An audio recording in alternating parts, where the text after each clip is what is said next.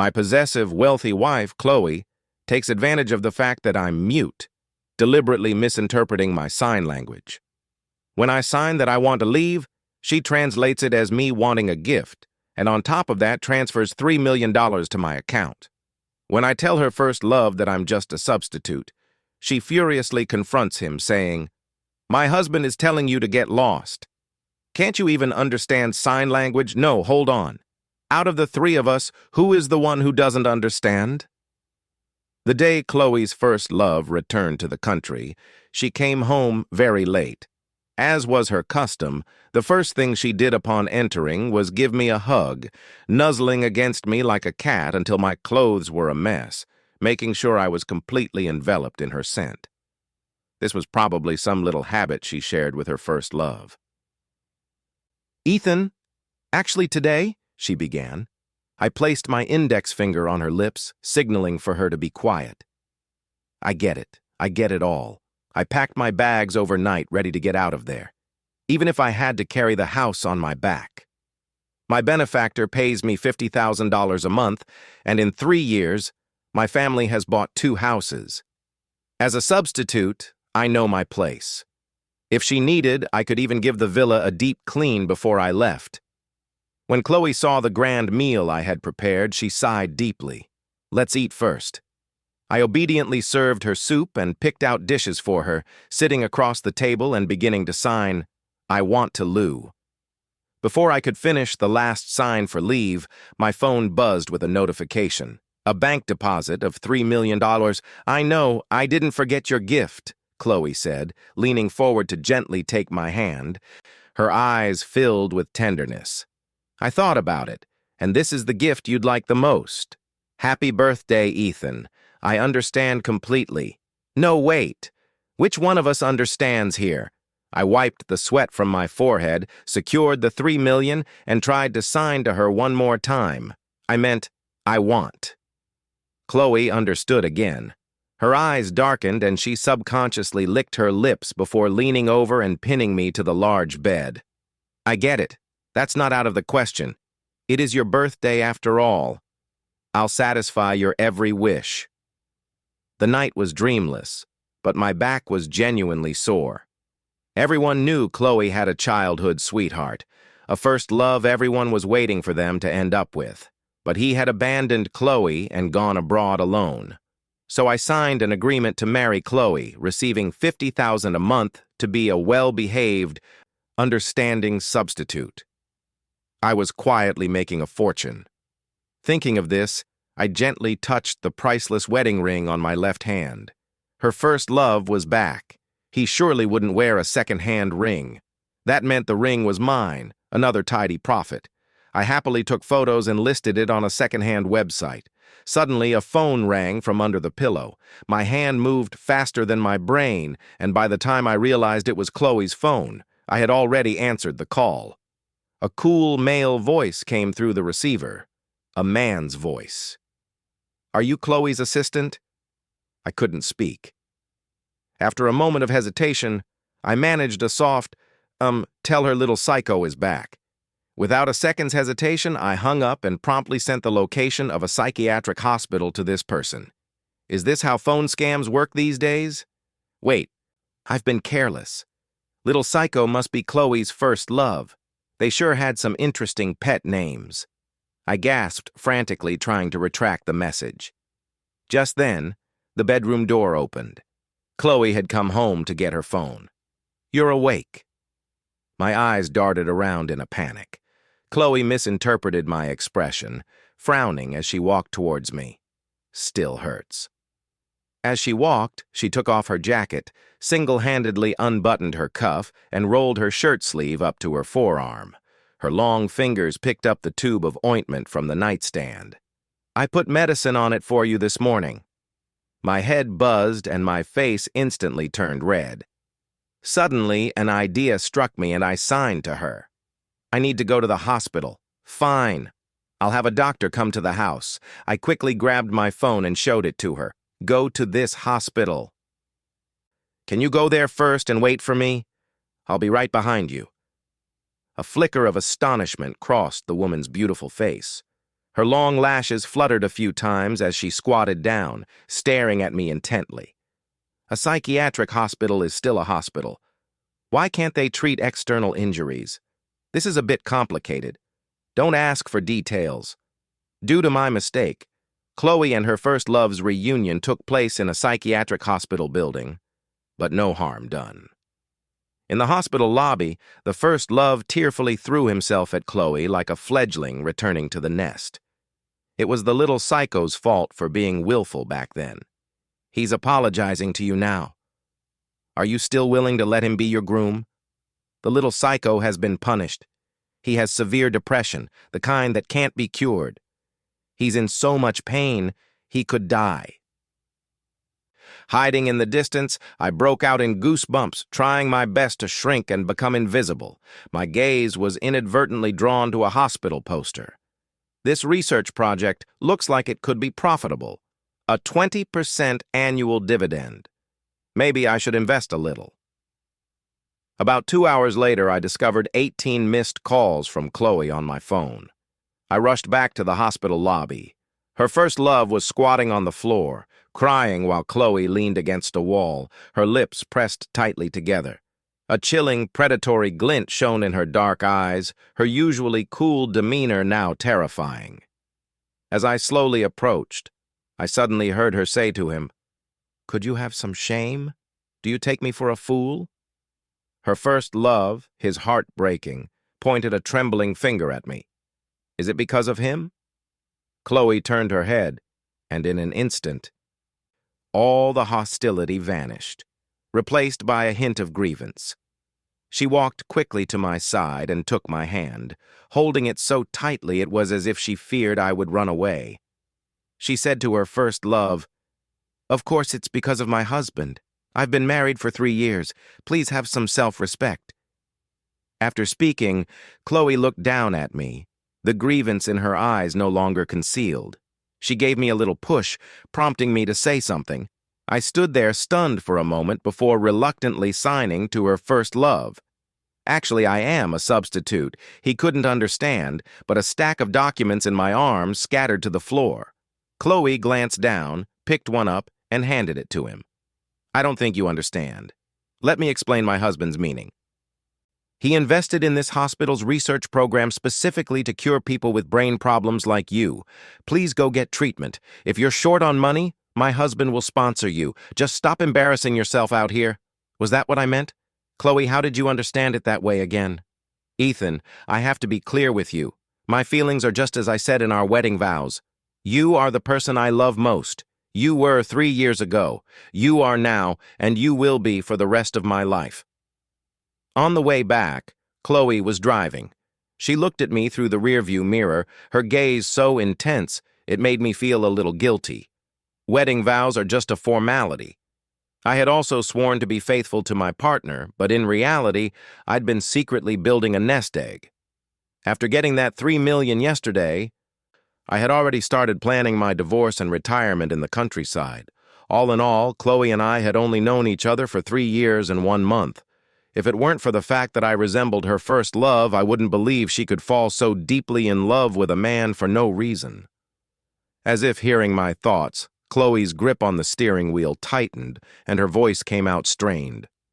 "You don't have to do anything. Just give me time. I'll prove it to you." I didn't know how to respond. In the end, I reached out and gently patted her head. Love or money? I made my choice when I signed the prenuptial agreement. I'd rather be a rich man myself than have a man who loves me. On the 3rd day after her first love's return, he asked to meet me at a coffee shop. For the first time, I felt anxious about not being able to speak. I could only listen to his one-sided monologue, unable to even interject. He pulled out the purchase order for my wedding ring, a sarcastic smirk on his face. "Chloe is using you as my substitute. She's just been saying things in anger. You've sensed that, right? Let me tell you, I'm the main character here. I have a system. I will definitely win Chloe over." He wanted to see me feel ashamed, to see me break down in anger.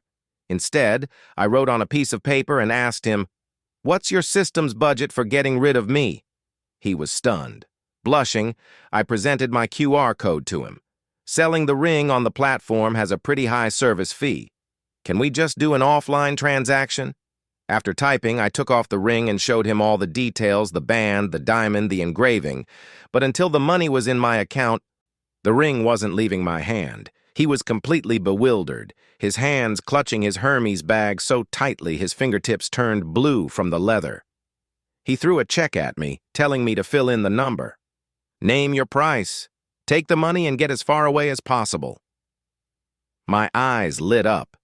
I carefully folded the check and put it away, then signed to him. Understood. I'll go right. Before I could finish, the seat beside me dipped. Chloe had appeared at our table. She radiated displeasure from head to toe. She wrapped an arm around my waist and spoke coldly. You're really a persistent pest, aren't you? My husband can't speak. Stop bothering him. Then Chloe pressed down on my wrist, giving me one of her I understand looks. My heart skipped a beat. Do you know what my husband means? He's telling you to get lost. Can you understand that? This was a disaster. Did Chloe understand? Not a single bit. She was twisting my meaning to the ends of the earth. That check had a limit of $10 million. Mr. First Love. Can we please communicate via text? Don't watch my hands. After we got home, Chloe cornered me, demanding, Ethan, where's your wedding ring? I hid my right hand behind my back. In that split second at the cafe, he had confirmed the transaction, and I had stuffed the ring into his Hermes bag. A businessman has to have integrity, after all. The woman clicked her tongue in annoyance. I immediately lowered my head, bracing for a scolding, though she had never once yelled at me since we met. In my moment of distraction, my right hand suddenly felt a cool weight. Chloe had pulled another ring from her pocket and was sliding it onto my finger. The heavy cold sensation made my heart skip a few beats. The last one was only a little over $1 million. My mistake. It was too cheap. This one is a South African pink diamond. 46 million, no one would dare pick it up if you lost it, and no one would dare buy it if you sold it. Just wear it for fun, honey. I was completely stunned. Chloe gave me a sly, triumphant smile, ruffled my hair, and went back to her study. I was too scared to speak.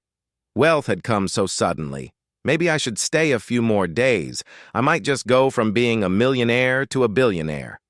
Chloe giving me the ring was a hint that I should give her something in return. That night, she kept grabbing my hand and bumping it against the nightstand. The next day, after much thought, I gave her a copy of Sign Language for Dummies.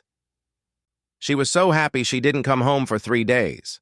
The next time I saw her was at her company, but I wasn't there as a doing husband delivering lunch. I was an investor in her project. I had divided my money into 3 parts with about 10 million plus going into project investments. This time I'd set my sights on a promising tech project. Her assistant was originally going to take me to the CEO's office. But halfway there, I joined a group of dozens of retail investors heading into a conference room for a briefing. The assistant was speechless. Chloe explained calmly, "My husband wants to build a career. Is there a problem?" My cheeks flushed, and I quickly closed the office door. Chloe smiled gently, squatting down to look at me. "Thank you, Mr. Investor, for your trust and investment in Rhodes Enterprises. I will work hard to make money for you." I felt a little flustered and quickly told her, "I didn't know the subsidiary was controlled by Rhodes. The project has great potential, and I trust your projected returns. I'm genuinely investing. Even though it was money I gave you, once I give it to you, of course it's your money." "I know what you mean."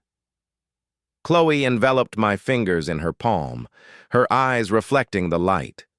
Tiny specks that were all reflections of me. "You just need to trust me. Leave the rest to me. Actually, honey, you're a very good investor. That psychiatric research project you picked last time, it's going to win a Nobel Prize in a few years." I paused, asking her how she knew what would happen years from now. Chloe looked down, a flash of sorrow in her eyes, but she quickly changed the subject. By the way, has your mother had her checkup this year? Since you invested in the hospital, you should have her go for an examination. There should be a discount. Have her go early this year, too. My mom immediately agreed when she heard about the discount. The checkup was scheduled quickly, and on that very day, Chloe and her first love inexplicably became a trending topic. The media had snapped photos of them in a passionate tryst at a hotel, arriving together 3 days ago and leaving together 3 days later. When they left, he was so weak at the knees, he could barely walk. "What are you looking at?" my mom asked. I silently reported the gossip account and uninstalled the app. "These paparazzi are terrible, trying to ruin a happy family. She gives me $50,000 a month. What's a 3-day fling with her first love? Should I make her some soup tonight to help her recover?" My mom, relaxing in a massage chair at the high-end medical center and eating fruit, sighed contentedly. "You're much more capable than I am marrying such a good wife. I get to enjoy the benefits, too." She had initially been against my marriage, and she didn't know about the prenuptial agreement. Later, Chloe met with her alone. I don't know what they talked about, but she never interfered again, just comfortably enjoyed her new life. My thoughts drifted far away until a doctor called my mom's name for her examination. As I stood up, I bumped into a hurried young nurse, and the files in her hands scattered everywhere. She apologized profusely. I rubbed my shoulder and helped her pick them up. My eyes fell on one document and froze. Patient Julian Foster. Project Compulsory Electroshock Therapy. Dates December 7th to December 10th. Julian Foster was her first love's name. Wait a minute. Weren't the media reporting that he and Chloe were having a passionate affair during those 3 days? Could his weak knees be from the electroshock therapy? I swear it was the most unforgettable scene of my life. I followed the intern into the adjacent psychiatric research building. A little bit of cash got me access to the surveillance footage from a certain VIP treatment room. For 3 whole days, Julian was there receiving electroshock therapy. Chloe frequently appeared in the footage, dressed in a sharp, elegant black suit, holding a book, her eyes radiating a chilling coldness. Julian screamed in agony several times, but Chloe just calmly asked him, "Is your head clear now? Are you still listening to your system?" Her cold, ruthless demeanor sent a shiver down my spine, even as I watched from behind a screen. I trembled as I fast-forwarded the video, suddenly realizing that the high-end hotel where Chloe was supposedly photographed was right next to this psychiatric building. So that's how they spent those 3 days the media reported on those 3 days of supposed passionate entanglement. You made your own mistakes, so you should bear the punishment. Didn't your system tell you that? Julian shrieked, his hands gripping and shaking the bed rails. So noisy, you're interrupting my reading. Do you know what this book says? That sign language is based on mimicking things? No, wait. This is a book my husband gave me. Why should I read it to you? The surveillance footage stopped at that second. I collapsed into the chair, a strange fear creeping up from the bottom of my heart. A system, her first love. Could this all be just an excuse for Chloe not to love him? Would anyone she didn't love end up as miserable as Julian? And would I be next? Perhaps from the shock. I slept soundly until evening when I was awakened by the sound of a door opening. Chloe turned to hang up her coat, changed her shoes in the entryway, and disinfected her hands. She disliked having outsiders in the house, so she always did the cleaning and cooking herself. She came into the bedroom to find me, and as usual, the first thing was a hug. She rested her chin on my shoulder, nuzzling me for a while before saying in a muffled voice, "Honey, I don't like the smell of disinfectant on you." I stiffened, trying to pull back. But the flash of fear in my eyes was caught by her. She immediately tightened her arms, scooping me up like a child and carrying me to the floor-to-ceiling window. With my back against the glass, I had no choice but to meet her gaze. Chloe was beautiful, with pale skin and a faint beauty mark under her left eye. Her whole face exuded a cool, distant air. Only I knew that when she was aroused, that beauty mark would turn blood red, and the love in her eyes would become so thick you could drown in it, utterly wild and possessive. She was looking at me with that exact gaze now, like a predator eyeing its prey. "Honey, are you angry because of the trending topic this morning? I've taken care of it all." Nothing happened between me and Julian. "No, wait. You took your mom for her checkup today. The results weren't good. It's okay. Early treatment will make a difference." "No, that's not it either." "Did you find out about that treatment room?" "The treatment room had surveillance." I flinched. My honest reaction gave Chloe her answer. Her eyes darkened, her lashes lowering as she said in a choked voice, "Don't be afraid. Julian deserved it." I quickly signed, begging her to put me down. The woman stubbornly refused to let me go. As I struggled, she lowered her head and gently bit my fingertip. "Please, Ethan, don't be afraid of me." She sounded almost wronged. What did she look like right now? Like a very fierce wolf. She could have easily torn out her prey's throat with her sharp teeth, but instead she was forcing herself to act like a goofy husky, rolling over to show me her belly. I couldn't describe the feeling. I was probably still scared. I used the excuse of a stomachache to hide in the bathroom. She waited right outside the door for me, insisted on carrying me down the stairs, carrying me to dinner, her hands secretly playing with my fingers under the table. She was so clingy, she couldn't bear to be apart for a second. "Ethan, don't leave me. Please don't leave me again." Honestly, as long as she paid enough, I was willing to stay. It was this crazed, obsessive behavior that scared me, that made me want to flee in the middle of the night. Unable to sleep from anxiety, I couldn't help but shake her awake in the middle of the night. I typed on my phone. "Seriously, Julian didn't even do that much. You're too cruel. It's him now." "Will it be me next?" Chloe responded with a meaningful smile. "The blood debt he owes can't be repaid in several lifetimes. Honey, I hope you never find out just how damned he and his system are. I was never curious about any system. How could something like that exist in the real world?" But they kept bringing it up, each time speaking of it with such gravity that it kept me up for several nights. It was really hard to believe.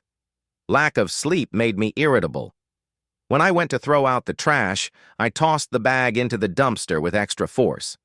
Unexpectedly, a loud bang was followed by the sight of a person. Why was someone hiding in the dumpster? I instinctively apologized, but the person wasn't angry, wiping the grime from her face.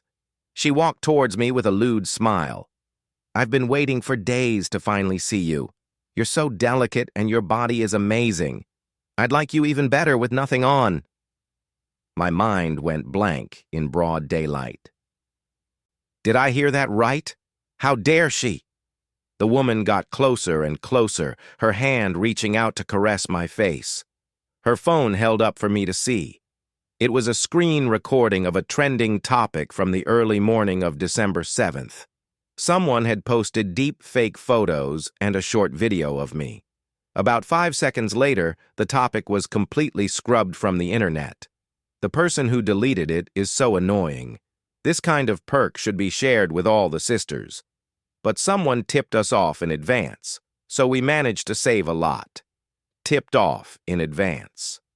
The woman's grimy hand slowly stroked my cheek, her squinted eyes glinting with obsession and greed.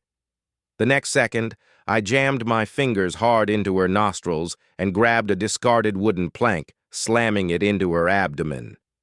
In the chaos, I snatched her phone. She didn't dare scream and attract security, just clutched her stomach and writhed on the ground.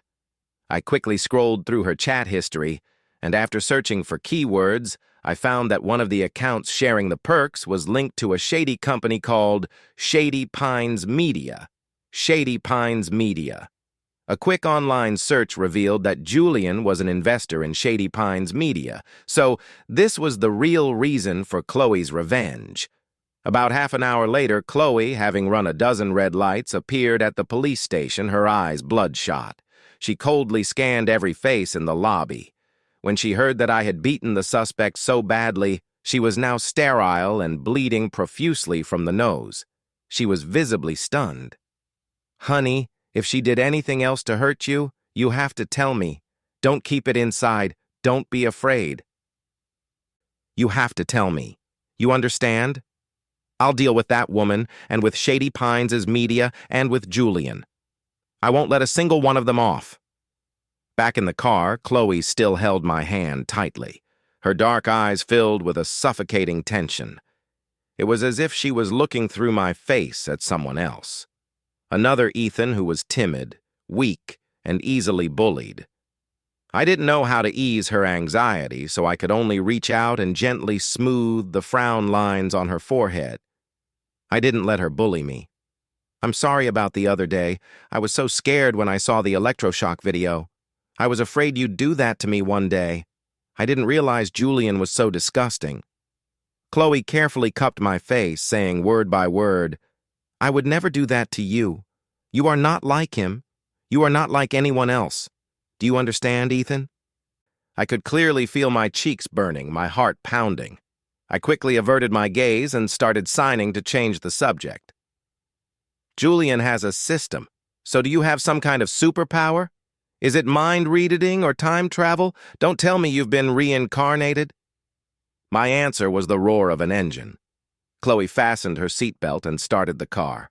Her eyes lowered as she said flatly, Sign language is so complicated. Slow down, honey. I can't understand." "Oh, I get it. You're asking how I'll handle this. I'll sue them to the fullest extent." "Hey, you're clearly playing dumb. Stop misinterpreting my intentions." I kept trying to reason with Chloe, using sign language, gesturing nonstop the whole way while she just focused on driving, her eyes fixed on the road ahead. "I'm the driver. I can't be distracted, honey." On an impulse. While we were stopped at a red light, I leaned over and kissed her.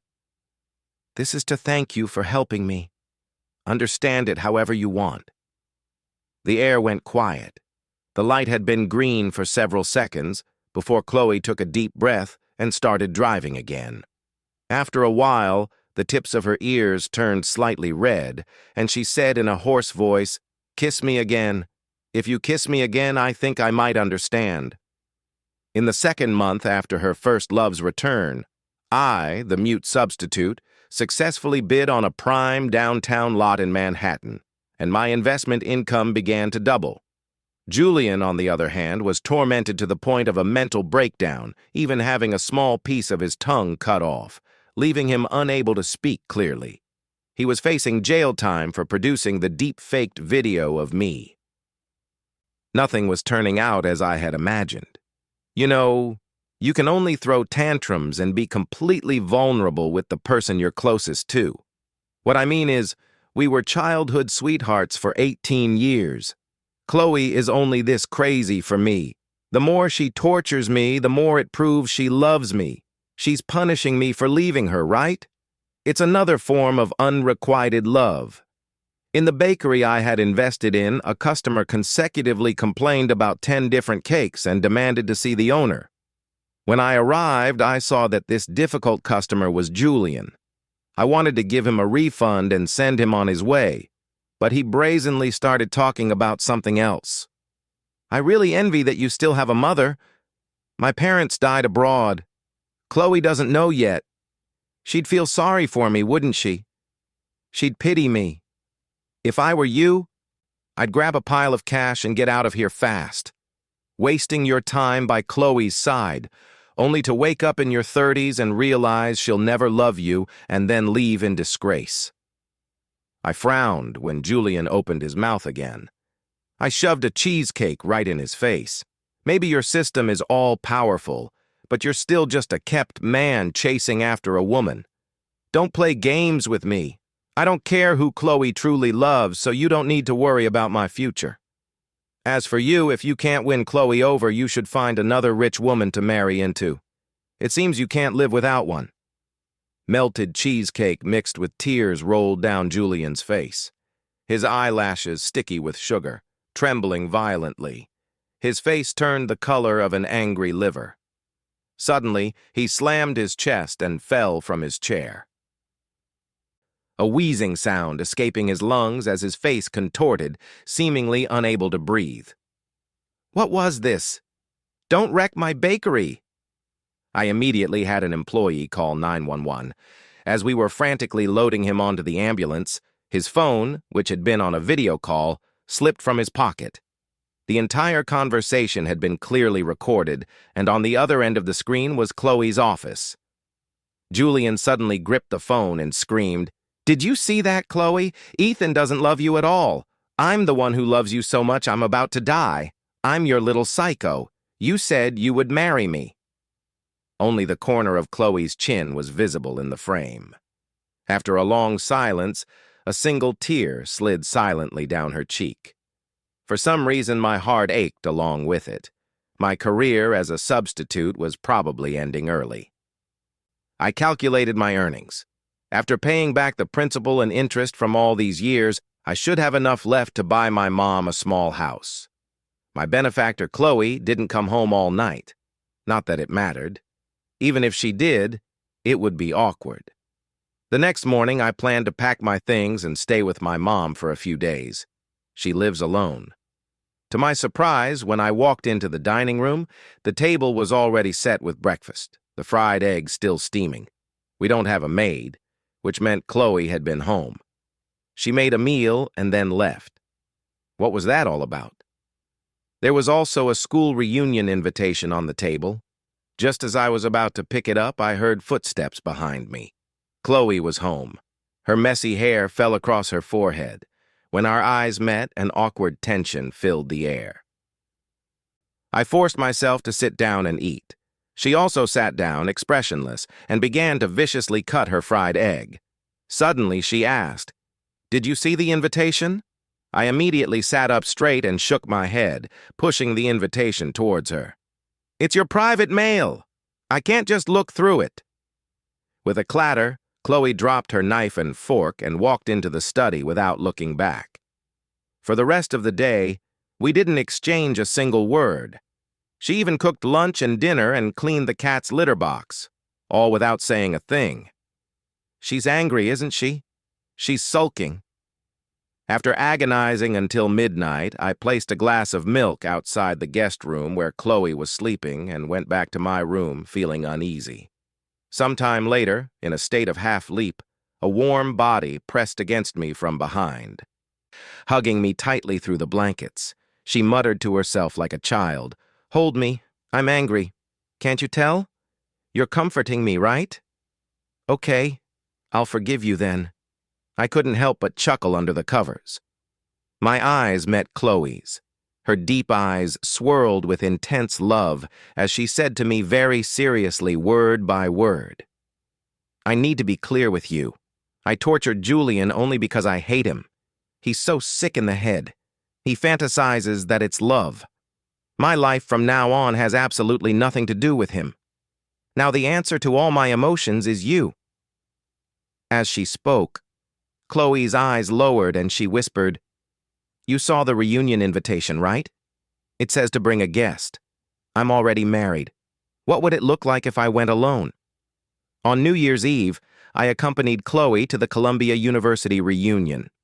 Halfway there, she had to meet with the dean and asked me to wait for her at the science building.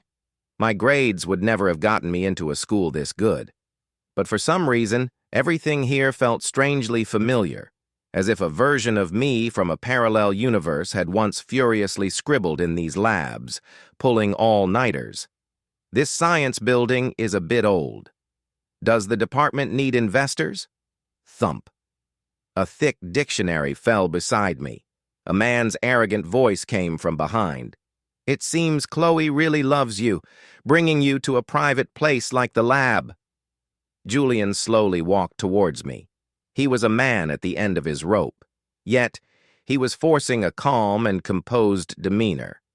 "Do you know what this place is? It's where she and I had our first kiss.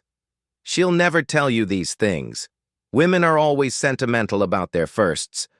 and I've already left a deep and colorful mark on her youth. This lunatic was giving me the creeps. I quickly turned to leave, only to find the door was locked. Julian smiled, fiddling with the equipment on the table. The old instruments quickly overloaded, emitting black smoke. Wires short-circuited and sparks danced across the floor. His mission wasn't to electrocute me, was it? My body reacted faster than my brain. Without hesitation, I picked up the dictionary and threw it at Julian. He was laughing, completely unprepared, and went sprawling on the ground, still clutching an electric probe. Just then, the door opened. Julian's face changed in an instant. The probe that had been aimed at me was suddenly turned around and plunged into his own stomach.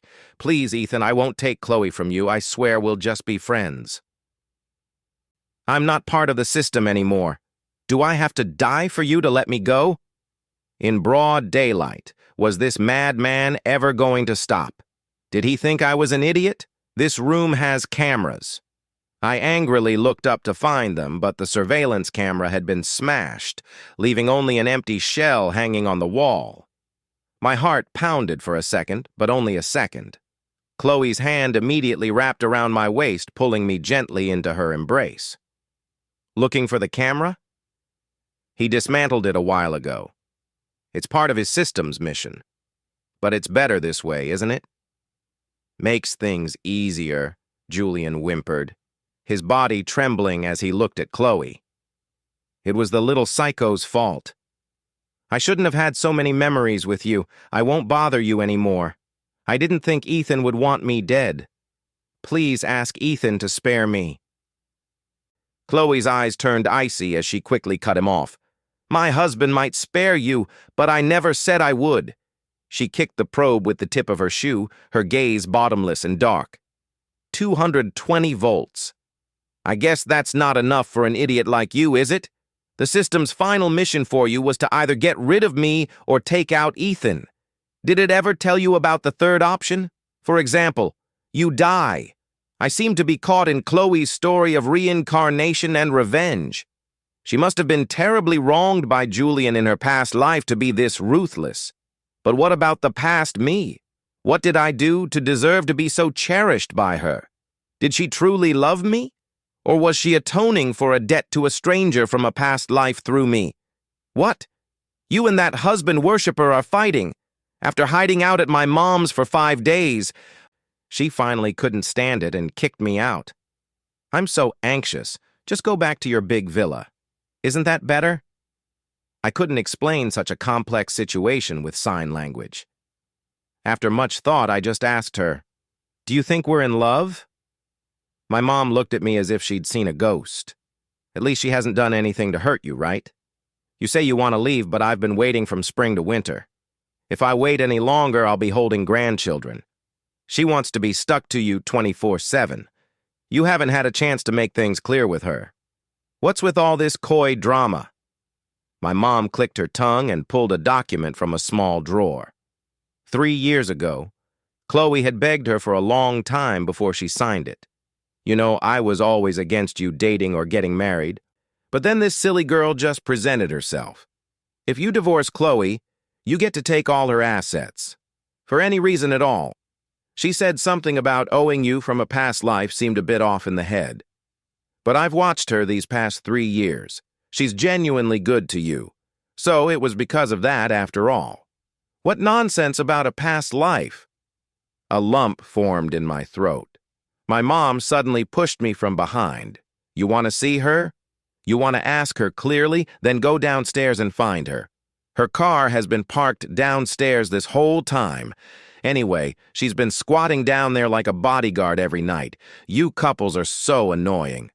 Oh, by the way, after that last checkup, my condition was cured. The doctor said if it had been a few months later, it would have been serious. It's a good thing you took me for that checkup." The checkup was something she had constantly reminded me about. Every year she would diligently remind me. Chloe had indeed never done anything to hurt me. I stepped out of the elevator, and by the window I spotted her Maybach. As I hesitated whether to approach, she saw me, shaking the snow from her clothes as she ran towards me. She clearly had so much to say, but she stopped on the last step, nervously straightening her clothes, her jawline tense as she tried to suppress her anxiety. She spoke softly. "I'm sorry I scared you again. Let me explain slowly. Okay, Julian is really capable of committing crimes. In my past life, I quickly cut Chloe off. I want to hear about the past me. Was I deeply in love with you? Did I die for you? So, after you were reborn, you decided to compensate me." Chloe's lips trembled involuntarily, unable to hide her inner turmoil. I thought she was going to pretend not to understand again, so I took out my phone to type. "I can understand sign language, Ethan. I've been the one misinterpreting your intentions all along. I was afraid you didn't love me anymore." Her eyes reened as she spoke bitterly. "In our past life, you must have liked me for a long time, but I never responded to you. I only remember you being tormented horribly by Julian. Later, my affection level for him wouldn't rise. In that same laboratory, he completed his final mission to kill me. I was completely defenseless when he attacked me. I just remember that as the fire started, a man reeking of disinfectant was desperately trying to pull me out, kneeling on the ground and kowtowing to Julian." She closed her eyes, her peach blossom eyes looking as if they were about to bleed. Her slightly hoarse voice trembled. "That person was you. You had escaped from the psychiatric hospital that day. That's why I'm so afraid of the smell of disinfectant on you. We were only a step apart, but she didn't come any closer, standing there like a lost puppy abandoned by its owner. Her head bowed in dejection. Snowflakes fell all over her, clinging to her long lashes and trembling gently. She took a breath, her face pale.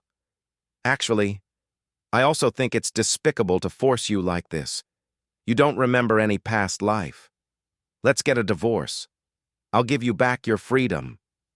As she said this, she took a step back. I immediately stepped forward and grabbed her scarf. Chloe was visibly startled. The moment she looked up, tears rolled from her ashen eyes, and she stood there, frozen and bewildered. I'm more of an emotional person than a rational one. I act on impulse. So I reached out, gently wiped the tears from the corner of her eye, pulled her into my arms, and kissed her forcefully. "I never said I wanted a divorce. But you need to think carefully. I'm not the same as I was in the past life.